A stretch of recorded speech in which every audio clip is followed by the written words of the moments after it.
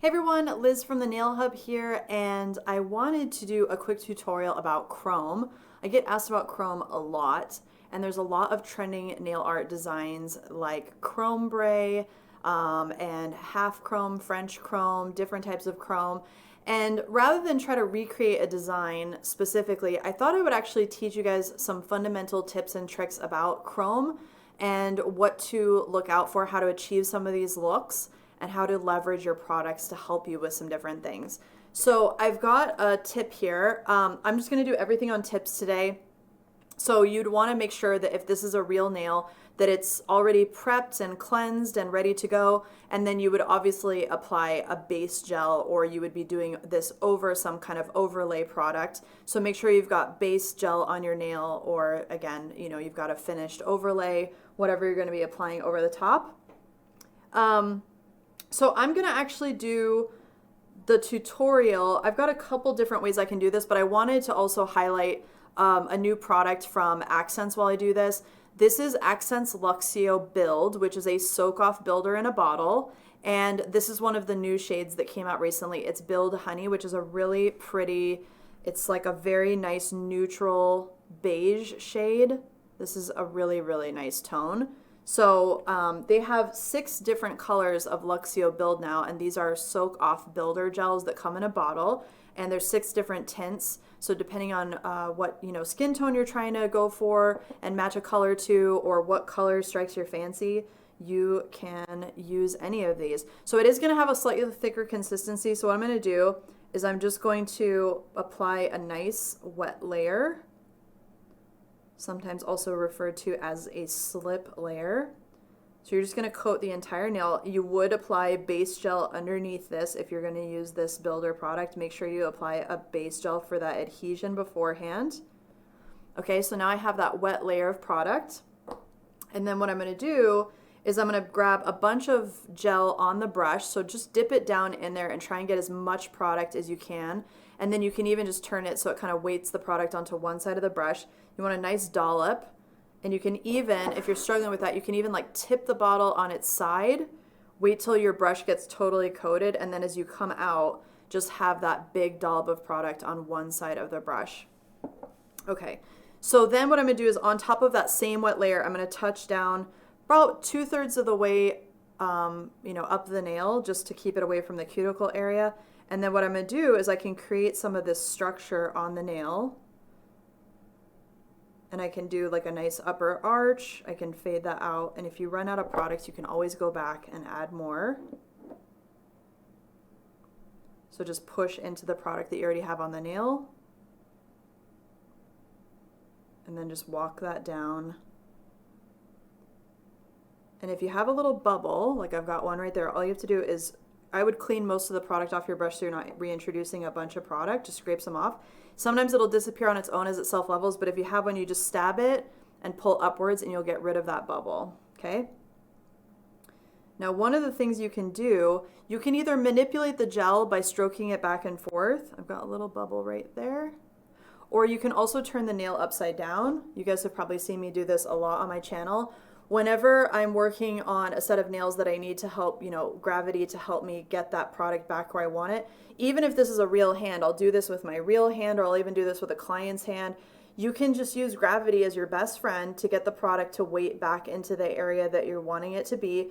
Tip the nail, look at it from this angle so you can check that the gel is concentrated down the center of the nail, and then also check it from the side. And you can even adjust where the apex is based on moving the finger around. Since the gel is still liquid, it's going to self-level. So I can use that to create a nice upper arch on this nail surface. And again, you can customize it to whatever you think is pretty, but I'm just going to cure that. So Luxio Build is a nice just soak off option for creating structure. You can even create a little bit of length with it. It is a very nice and flexible builder gel. So I really like using products like this because they're very multi-purpose, and it allows me to do, create that nice, beautiful surface underneath even color. So this is a great product. You can use it alone and just leverage the color of the actual product itself, or you can use it as an overlay product and then choose the color that you're going to put on top of it. And even on natural nails like mine, I do like to build up a little bit of an upper arch on natural nails. I just think it looks prettier. It kind of makes them look a little bit more narrow. And I've got, you know, obviously they're a little dirty because I've been playing around with chrome, but I do like the look of having a little bit of an upper arch on nails. So if you like that, you can use something like Luxio Build for that too. Okay, so a lot of people are now using things like airbrush gels. Airbrush is when you put gel into an airbrush gun with an air compressor, and a lot of people are using airbrush because it creates perfect ombre. But one of the considerations when using airbrush with gels is there are ingredients, chemical ingredients in gel polishes that really should never be made airborne. Some of those ingredients, if they come into your respiratory tract, they can cause respiratory failure. They can cause lots of inflammation and issues in your body. So the challenge I see with things like airbrush for creating ombre, especially if it's a gel airbrush, is that nail technicians are just going to be wearing maybe a disposable mask if they're lucky, if they're smart enough to wear a mask to protect their breathing space. Obviously, the client isn't going to be wearing a mask necessarily. I mean, I know we did during COVID, but I think a lot of people have gone back to not wearing masks. And additionally, those types of disposable masks are really not rated to prevent airborne particles of chemicals coming into your respiratory tract. So unless you're wearing one of those real paint booth type masks, you run the risk of actually inhaling some of those chemicals. So I really recommend that you stay away from airbrush gels. You know, Jim from Light Elegance even talks about this, I think, in a recent Chemist Corner video. It is a very, very risky thing, and I see a lot of people putting gels into airbrush machines, and it is just not something that we want in the air and in the air that we breathe especially. So just how I'm going to show you today is an alternate to airbrush gels. So I'm going to use pigment powders, and I actually really think that pigment powders, if you're not accustomed to doing ombre with two gel colors and you're still wanting to get a really nice ombre effect, I find that pigment powders are a really good way to do that. So I have a set of pigment powders here. I'm going to try not to spill these as I already have the top open. But I have like these rainbow colors that I own. Pigment powders are the kind that you can get, I mean, you can get them anywhere, but they're meant to be mixed into other mediums. So they typically don't have any like oils or any type of cosmetic ingredients. Usually they're just the natural mineral pigments, or they're like a dyed pigment. You can definitely use eyeshadow for this and other makeups if you want to. The only consideration there is that eyeshadows and makeups like blushes, things like that, like with the blushing nail trend, sometimes cosmetics for the face actually include some oils and some other ingredients that might interact with gels and your gel top coat. So I usually stick to just plain old pigments when I'm doing something like this. And then I'm also going to be using an eyeshadow brush. I have a little bit of blue residue left on the end of this brush, but what I did is I took a wipe, just a dry nail wipe, and I just wipe off the excess like this, just doing a circle with my eyeshadow brush. And even if it stains the fibers a little bit, I've got most of that off. It's not going to impact the color that I'm going to put on the nail. So this is just a regular eyeshadow brush that I use only for nail art pigments. You know, you can go cheap with this if you want to. I like this rounded shape because it makes stippling really easy. And I'm just going to pick up a little bit of this white pigment. I usually just tap my brush in there and get some on the end of the brush. And then what I'm going to do is I'm going to take my lid. Let me just focus here. I'm just going to take my lid and I'm just going to tap into the end of my brush to kind of distribute and blend that pigment into the end of my makeup brush. So you can keep these two things close to you so that you can kind of grab pigment and tap off as you go. So I'll just keep that on the edge of the camera. So I have my finished Luxio Build here. It is still tacky, so it still has a sticky finish to it. And I'm going to tap the pigment right into the sticky finish. It's going to help grab the pigment and help lock it into place. So I'm just going to load up my brush with a little bit of that pigment. And then depending on where you want to do this, you could do like a French ombre. So you're just going to tap, try and concentrate most of the product that's on your brush on the end of the nail first.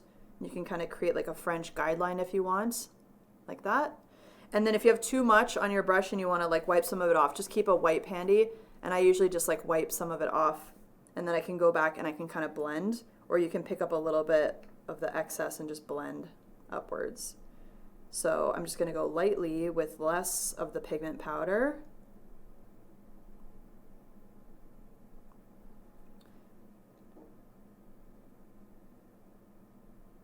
Like so. And then if you have any little pieces that are kind of little granules that are bothering you, if you take just a spatula or something, you can always scrape those off and just add a little bit more in that area. So if there's like a little chunk that's bugging you, you can always get rid of that little guy and just tap right over it and it'll go away. Okay, so then what I'm going to do, now that I have kind of this like nice little distributed pigment powder going, I'm going to go back and concentrate just a little bit more on the end of the nail, just so it's a little bit more high coverage, and then just blend up like so. So this is going to create that ombre effect of the color underneath the chrome and allow us to do that without airbrushing. And I'm just going to cure this before I dust off the excess. So I'm going to put this back into the lamp just as it is. That tacky layer is going to cure underneath the pigment powder, and it's going to lock that pigment powder into place. All right, so the powder has been locked in by curing it. And now what I can do is I can dust off the excess with just like a plain duster brush. Get any little particles off of there. And now what I'm going to do is I'm going to go in with my No Cleanse top coat. So I'm going to use Accents Shine On, since I'm using Accents Builder Gel and products. I'm going to use Accents Shine On over the top. I do always recommend when you're doing a lot of nail art like chromes, pigments, stuff like that, I do recommend always having a top coat that is designated for your nail art designs, because when you go to do regular full color nails, you don't want to run into a situation where you've got glitter or pigment in it, especially if you're doing like a baby pink on somebody. You definitely don't want stuff that's going to show up. So I always keep one top coat for my full solid color nails, and then I keep one top coat for my nail art. So I'm going to cure this, and I'm going to flash cure this for about maybe 15 seconds. So instead of doing the full cure time, I'm just going to do about 15, because under curing No Cleanse top coat a little bit really helps the chrome pigment to grab. So for the chrome powder, I'm going to be using what's considered like a white chrome powder. This one has a little bit of a bluish finish. You can see like down here it's got like kind of a blue hue to it. So I'm going to keep that there, and then I'm just going to use a makeup sponge, like a makeup wedge. You can also use like those little spongy eyeshadow applicators. I find that these work really well to get that chrome powder on there. You can also just use a gloved finger. I don't recommend doing like bare fingers because you're going to get it all over the place. And also, depending on the chrome powder, it might have ingredients in it that just you don't really want to have on your skin all the time. In general, I try to keep things off my skin. I try to use applicators because if you're doing back-to-back clients, pretty soon anything, even lotion, can become irritating to your skin. So limiting exposure is really important. So I've got that finished pigment ombre on here. I'm going to take the sponge and I'm just going to press it into the powder like so, just to get a little bit on my sponge here. And then what I like to do is I like to kind of tap the sponge all over the nail first to get it kind of coated with powder, and then I go in and I burnish it. And I find that this really helps to make sure that the chrome ends up yielding a really beautiful, even chrome finish. And then once you get that distributed, then you can use the cleaner side of the sponge to just kind of remove excess and even burnish further.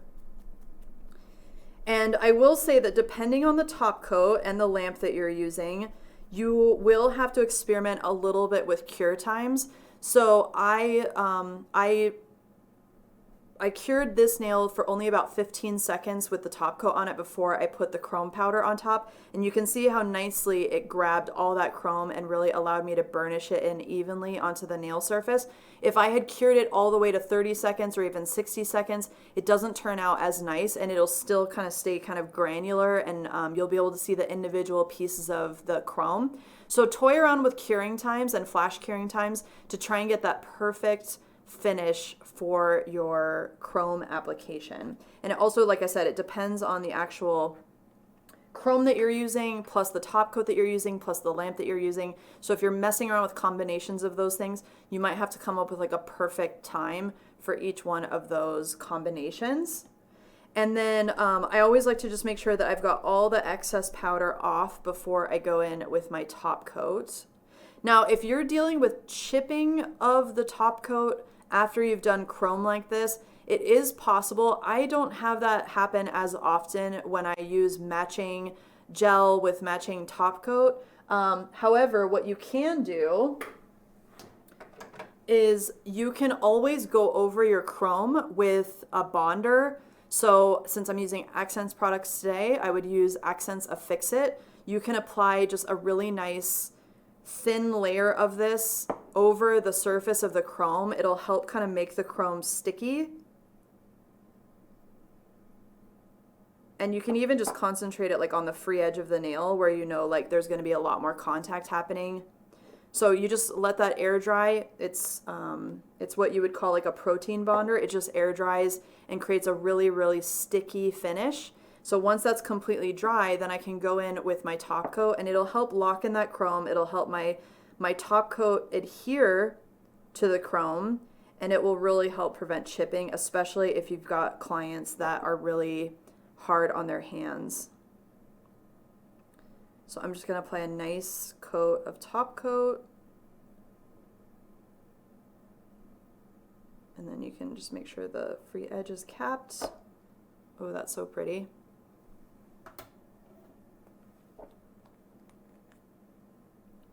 So this is a great top coat for anything where you need no wipe top coats.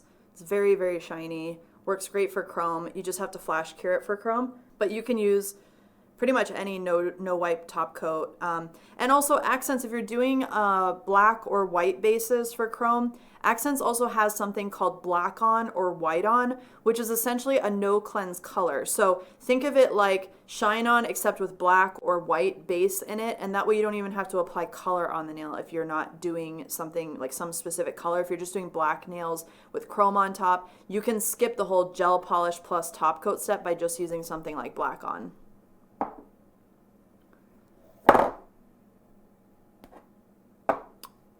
All right, so there is the finished nail, and you can see it just has that like really beautiful nude base finish that fades into white. And you can see that like even though that pigment wasn't perfect, you can see how it just looks like a perfect ombre nail.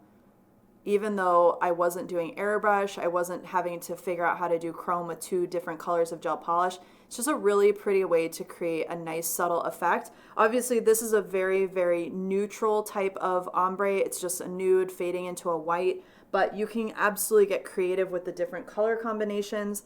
And you can also add different art on top of this. So you could add different white lines. You could add, maybe builder gel to kind of enhance the design. You could add 3D pieces. But I just think this is a really easy way to get a nice Chromebre nail that I think is elegant and beautiful and subtle enough for 99.9% of clients to try. And also hopefully these tips and tricks about using chrome have helped you understand a little bit about how to get the best results out of your chrome nails and what to look out for when you're applying chrome. Hope this helps. Let me know if there's any other tutorials I can help you guys with, and I'll see you guys again next time. Bye.